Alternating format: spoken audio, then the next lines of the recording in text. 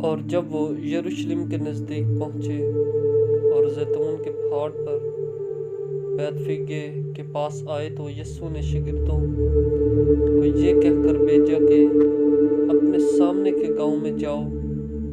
وہاں پہنچتے ہی ایک گدھی بندھی ہوئی اور اس کے ساتھ بچہ پاؤ گے، انہیں کھول کر میرے پاس لے آؤ۔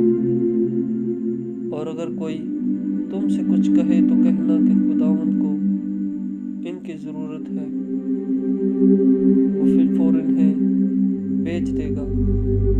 یہ اس لیے ہوا جو نبی کی معرفت کہا گیا تھا وہ پورا ہو کہ صہیون کی بیٹی سے کہو کہ دیکھ تیرا بادشاہ تیرے پاس آتا ہے، وہ حلیم ہے اور گدھی پر سوار ہے، بلکہ لادو کے بچے پر۔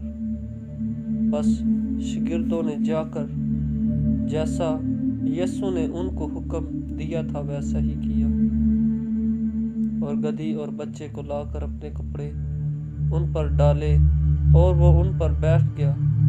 اور بھیڑ کے اکثر لوگوں نے اپنے کپڑے رستہ میں بچھائے اور اوروں نے درختوں سے ڈالیاں کاٹ کر راہ میں پھیلائیں۔ اور بھیڑ جو اس کے آگے آگے جاتی اور پیچھے پیچھے چلی آتی تھی پکار پکار کر کہتی تھی، ابن داؤد کو ہوشینا، مبارک ہے وہ جو خداوند کے نام پر آتا ہے، عالم بالا پر ہوشینا۔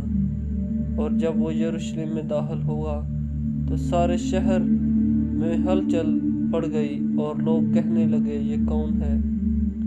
بھیڑ کے لوگوں نے کہا یہ گلیل کے ناصرت کا نبی یسوع ہے۔ آمین۔ متی 21 باب اور اس کی پہلی آیت سے 11 آیت کے